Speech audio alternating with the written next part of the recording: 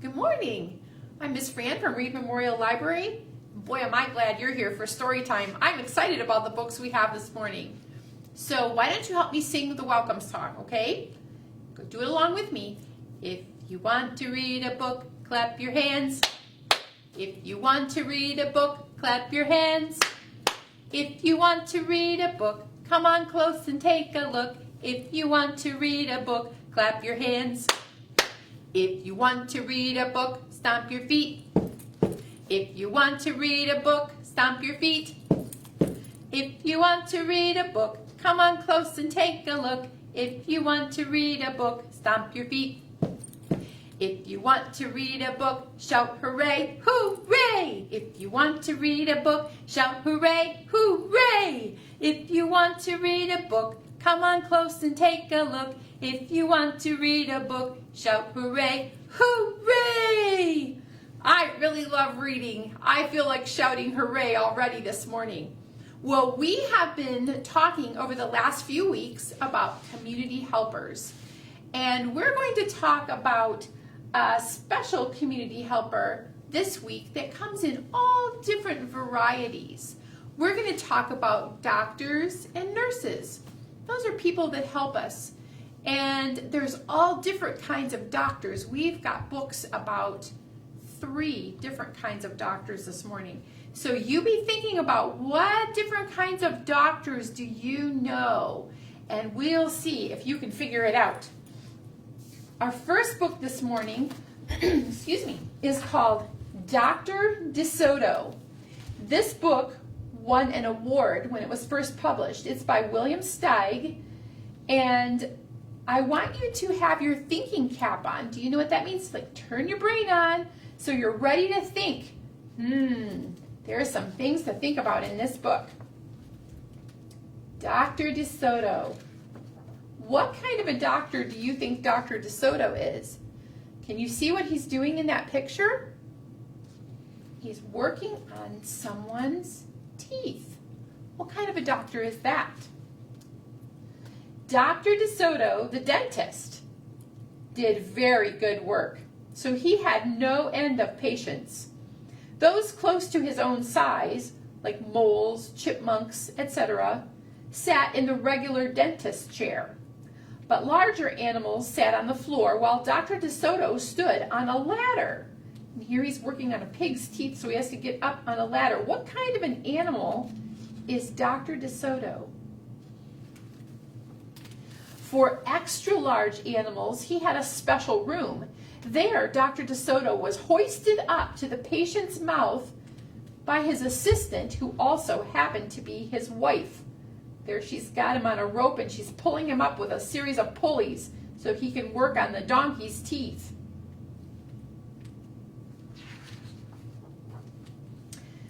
Dr. DeSoto was especially popular with the big animals. He was able to work inside their mouths, wearing rubbers to keep his feet dry, and his fingers were so delicate and his drills so dainty that they couldn't hardly feel any pain. Being a mouse, he refused to treat animals dangerous to mice. And it said so on his sign. It says, Dr. DeSoto, dentist, cats and other dangerous animals not accepted for treatment. Why do you think Dr. DeSoto wouldn't treat cats if he's a mouse? When the doorbell rang, he and his wife would look out the window. They wouldn't admit even one of the most timid-looking cats. No, because cats like to eat mice. One day when they looked out, they saw a well-dressed fox with a flannel bandage around his jaw. There he is, they're looking out the window. I cannot treat you, sir, Dr. DeSoto shouted. Sir, haven't you read my sign? Please, the fox wailed, have mercy, I'm suffering. And he wept so bitterly, it was pitiful to see. Just a moment, said Dr. DeSoto. That poor fox, he whispered to his wife. What shall we do? "Let's risk it," said Mrs. DeSoto. She pressed the buzzer and let the fox in. Do you think that was a wise idea? We'll see. He was up the stairs in a flash. "Bless your little hearts," he cried, falling to his knees. "I beg you, do something. My tooth is killing me." "Sit on the floor, sir," said Dr. DeSoto, "and remove the bandage, please." He's washing up his hands. Dr. DeSoto climbed up the ladder and bravely entered the fox's mouth. "Ooh, wow," he gasped. The fox had a rotten bicuspid and unusually bad breath. "This tooth will have to come out," Dr. DeSoto announced. "But we can make you a new one." "Just stop the pain," whimpered the fox, wiping some tears away. Despite his misery, he realized he had a tasty little morsel in his mouth, and his jaw began to quiver.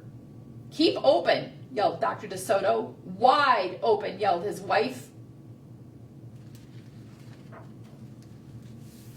"I'm giving you some gas now," said Dr. DeSoto. "You won't feel a thing when I yank that tooth."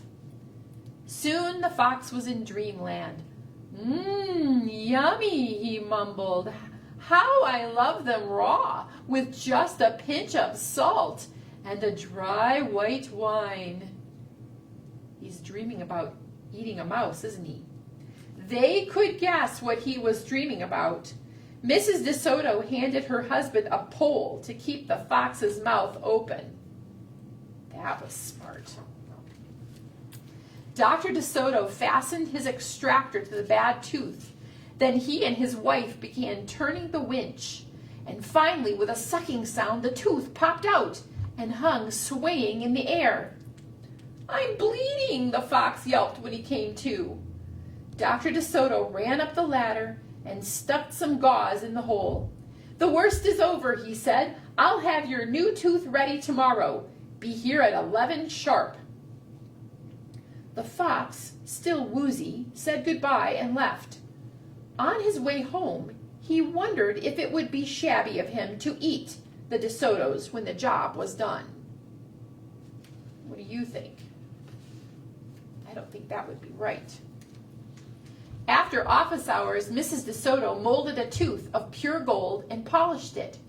"Raw with salt, indeed," muttered Dr. DeSoto.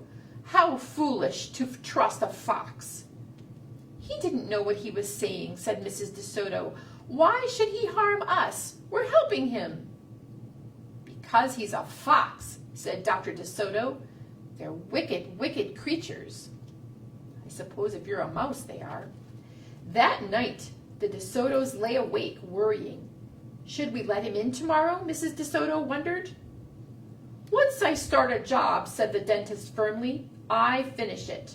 My father was the same way." "But we must do something to protect ourselves," said his wife. They talked and talked until they formed a plan. "I think it will work," said Dr. DeSoto, and a minute later, he was snoring. The next morning, promptly at 11, a very cheerful fox turned up. He was feeling not a particle of pain. When Dr. DeSoto got into his mouth, he snapped it shut for a moment, and then opened wide and laughed. "Just a joke," he chortled. "Be serious," said the dentist sharply. "We have work to do." His wife was lugging the heavy tooth up the ladder. "Oh, I love it," exclaimed the fox. "It's just beautiful." Dr. DeSoto set the gold tooth in its socket and hooked it up to the teeth on both sides. The fox caressed the new tooth with his tongue. "My, it feels good," he thought. "I really shouldn't eat them. On the other hand, how can I resist?" "We're not finished," said Dr. DeSoto, holding up a large jug. "I have here a remarkable preparation developed only recently by my wife and me. With just one application, you can be rid of toothaches forever. How how would you like to be the first one to receive this unique treatment? I certainly would, the fox declared. I'd be honored. He hated any kind of personal pain. You will never have to see us again, said Dr. DeSoto. No one will see you again, said the fox to himself. He had definitely made up his mind to eat them with the help of his brand new tooth. Dr. DeSoto stepped into the fox's mouth with a bucket of secret formula and proceeded to paint each tooth. He hummed as he worked. Mrs. DeSoto stood by on the ladder, pointing out spots he had missed. The fox looked very happy. When the dentist was done, he stepped out. Now close your jaws tight, he said, and keep them closed for a full minute. The fox did as he was told. Then he tried to open his mouth, but his teeth were stuck together. Excuse me, I should have mentioned, said Dr. DeSoto, you won't be able to open your mouth for a day or two. The secret formula must first permeate the dentine. But don't worry, no pain ever again. The fox was stunned. He stared at Dr. DeSoto, then at his wife. They smiled and waited. All he could do was say, "Thank you very much," through his clenched teeth, and get up and leave. He tried to do so with dignity. Then he stumbled down the stairs in a daze. Dr. DeSoto and his assistant had outfoxed the fox. They kissed each other and took the rest of the day off. They were pretty smart, weren't they? That fox was going to eat the very people who had helped him. But they outfoxed the fox. I thought that was a kind of a cute book because it really showed good thinking. All right, so that is one kind of a doctor called a dentist. And a dentist takes care of what part of our bodies? Our teeth, right? So often when we go to the doctor, we might go because we have a cold or we're just not feeling well, or sometimes when we're young, we go for checkups. And so when we go to that doctor, that's just a regular physician. And we might say, what does that doctor check out? Well, he doesn't check out our teeth, he or she. They check out all different body parts. So we're going to sing a song about that. And I'm going to name some body parts. And when I say them in the song, you point to them, okay? So it goes like this. It goes, head and shoulders, knees and toes, knees and toes. Can you get it? Head and shoulders, knees and toes, and eyes and ears and mouth and nose. That's how the doctor visit goes, how it goes. Were you able to do it? Head, shoulders, knees, toes, eyes, ears, mouth, nose. All right, so now we're going to do it one more time like that, and then we're going to get a little more challenging, okay? Here we go, follow along.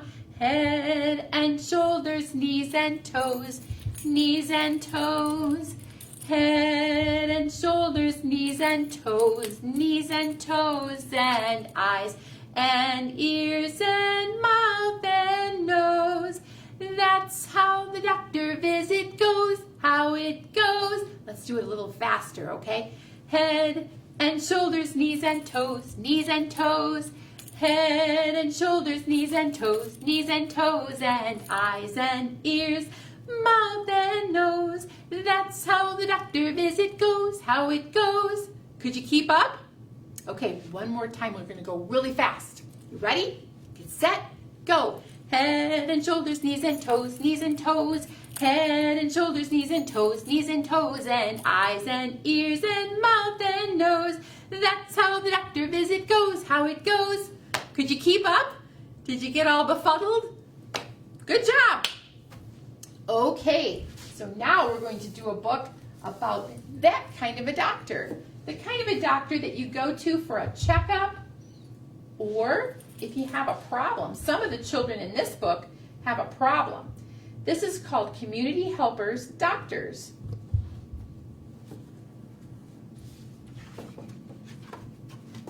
Let's see, we'll skip past all the contents page and all of that. Here we go. Doctors at work. Bo, the little boy there, wants to be a doctor. What do doctors do? In this picture, the doctors are doing surgery, taking out a part that's giving someone trouble. They help people who are sick or hurt. Here, a doctor is stitching up a cut on someone's forehead. And they help people stay well. That's my favorite part. Jaden hurt his arm. Dr. Ho takes an x-ray. The bone is broken. Jaden needs a cast.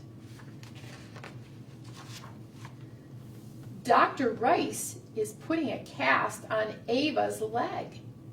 She must have a broken bone. This keeps the bone in place, and soon it will get better. I don't know if you can see in the little picture, it was the finished cast. They're kind of heavy, but they do help your bone heal. John has a checkup. Dr. Lee checks his heart with a stethoscope. Ba-bump, ba-bump, ba-bump goes John's heart. Here's a picture of a stethoscope. Sometimes they're kind of cold when the doctor listens to your heart. Dr. Koo gives Ping a shot. It helps stop disease. Ow! It hurts a little, but Ping is brave.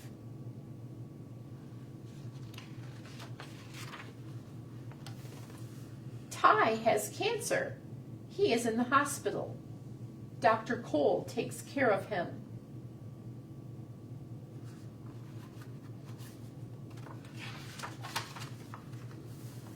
Kat's ear is hurting. Dr. Brown gives her medicine, and soon she will feel better. And the doctor is looking in her ear with an instrument that has a light he can see right in there, and it's called an otoscope. Doctors do good work. There's an old kind of a temperature taker. And there that doctor is taking the temperature of that little girl. So at the doctor's office, sometimes we see different kinds of equipment. Like here's a blood pressure cuff. There's an otoscope and an ophthalmoscope where they can look in your eyes and ears. And there's the exam bed where you lay down sometimes when they have to feel your tummy or whatever. So that's what a physician does. All right, so now I have another song this morning. You can tell I like to sing. This one is called Tiny Tim, and I have to teach you the chorus first. The chorus is the part that we'll sing each time. And so do it with me. It goes like this. Bubble, bubble, bubble, bubble, bubble, pop. Bubble, bubble, bubble, bubble, bubble, pop. Bubble, bubble, bubble, bubble, bubble, pop. Bubble, bubble, bubble, bubble, bubble, pop. So every time we say pop, we give it a clap, okay? Like a big pop. Okay, do that part with me one time, okay? Bubble, bubble, bubble, bubble, bubble, pop. Bubble, bubble, bubble, bubble, bubble, pop. Bubble, bubble, bubble, bubble, bubble, pop. Bubble, bubble, bubble, bubble, bubble, pop. Okay, now you're ready. You're ready to be my helper. When we get to the chorus, we'll have you sing along, okay? There was a little turtle. His name was Tiny Tim. He jumped into the bathtub to see if he could swim. He drank up all the water. He ate up all the soap. And when he went to bed, he had bubbles in his throat. Oh, bubble, bubble, bubble, bubble, bubble, pop. Bubble, bubble, bubble, bubble, bubble, pop. Bubble, bubble, bubble, bubble, bubble, pop. Bubble, bubble, bubble, bubble, bubble, pop. He was kind of silly. His mother called the doctor called the nurse called the lady with the alligator purse. A cough, said the doctor, a cold, said the nurse. Bubbles, said the lady with the alligator purse. Oh, bubble, bubble, bubble, bubble, bubble, pop. Bubble, bubble, bubble, bubble, bubble, pop. Bubble, bubble, bubble, bubble, bubble, pop. Bubble, bubble, bubble, bubble, bubble, pop. What do you think about a turtle that ate up all the soap? Have you ever tasted soap? Ugh, tastes terrible. He must have been a very silly turtle. Tiny Tim, who went for a swim in the bathtub. Okay, our last book this morning is a funny book. I think it's a funny book. And it leaves you kind of with a question at the end. So this book is called Bark, George. It's by Jules Pfeiffer.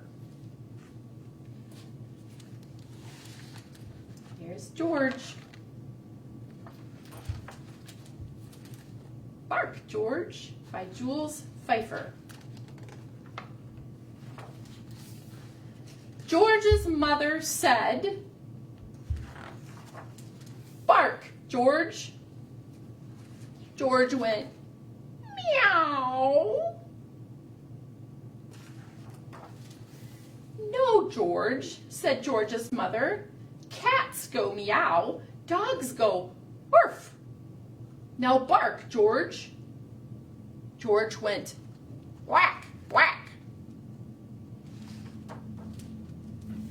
"No, George," said George's mother. "Ducks go quack, quack, dogs go arf. Now bark, George." George went, "Oink." "No, George," said George's mother. "Pigs go oink, dogs go arf. Now bark, George." George went, "Moo." He looks like he's really trying. George's mother took George to the vet. "I'll soon get to the bottom of this," said the vet. "Please bark, George." George went, "Meow." His poor mother. The vet reached deep down inside of George and pulled out a cat. "What?" "Bark again, George." George went, "Whack, whack." And the vet reached deep, deep down inside of George and pulled out a duck.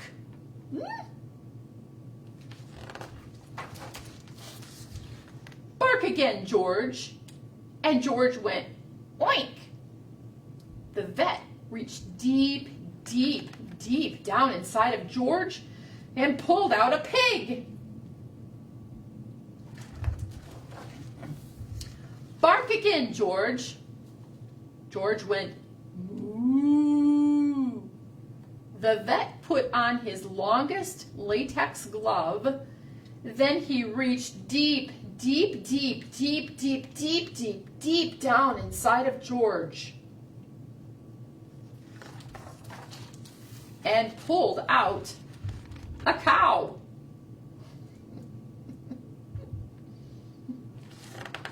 Cow looks kind of surprised. "Bark again, George." And George went, "Arf." George's mother was so thrilled that she kissed the vet, and the cat, and the duck, and the pig, and the cow.